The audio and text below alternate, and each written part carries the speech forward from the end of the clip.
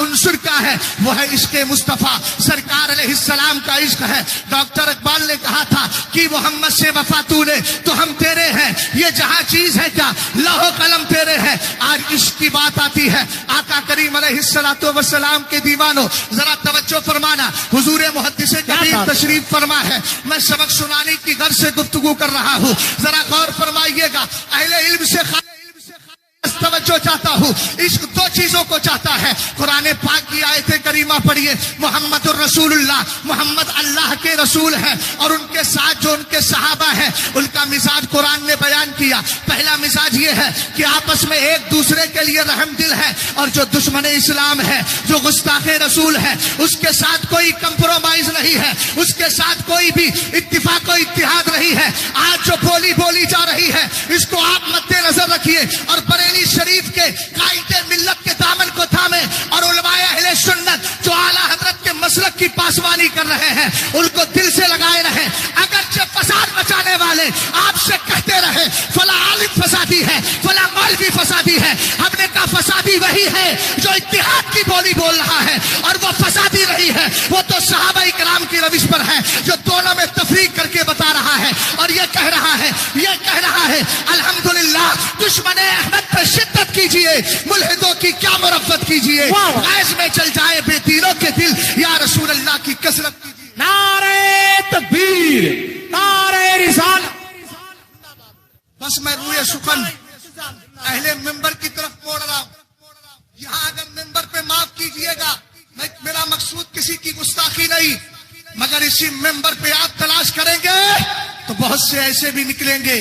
کہ جو ادھر بھی چلے جاتے ہیں ادھر بھی چلے جاتے ہیں، اور جن کے یہاں یہ ہوتا ہے میاں رد مت کرو، یہ رد نہ کرنے کی وجہ سے سلح کلیت، وہابیت، غیر مقلدیت کس طرح پھیل رہی ہے۔ جلسوں میں جاتے ہیں پہلے ہی کمیٹی والے فون کر دیتے ہیں مولانا وہ رد نہ کیجئے گا، اصلاحی گفتگو کیجئے گا۔ میں پوچھنا چاہتا ہوں اصلاح کہتے کس کو ہے؟ سب سے پہلے تو اصلاح عقائد ہے نا، جب عقیدہ ہی خراب ہو گیا تو کس چیز کی اصلاح آپ چاہ رہے ہیں؟ رسول کریم علیہ السلام نے حدیث میں ارشاد فرمایا، خطیب بغدادی تاریخ دمشق کے اندر اس حدیث کے راوی ہے، سرکار ارشاد فرماتے ہیں اذا ظہرت الفتن اب البدع وسب اصحابی فلیظہر العالم علما فمن لم يفعل ذلك فعليه لعنۃ اللہ والملائکۃ والناس اجمعین ولا يقبل اللہ منہ صرفا ولا عدلا۔ سرکار نے ارشاد فرمایا اہل علم خاص توجہ چاہیں، یہ ذمہ داری ہماری اور تمہاری ہے، ہم مصلحتیں نکالتے ہیں، ہم طرح طرح کی مصلحتیں اور حکمتیں نکال کر اس کا رد نہ کیجیے، اس کا رد نہ کیجیے، اس کے تعلق سے نہ بولیے، اس کے تعلق سے نہ بولیے۔ ہم نے کہا ذرا دیکھو تو صحیح سرکار نے علماء کی ذمہ داری کیا رکھی ہے، فرمایا اگر فتنے پیدا ہو، بدعتیں جنم لے، اور اس کے بعد میرے صحابہ کو گالیاں دی جائے،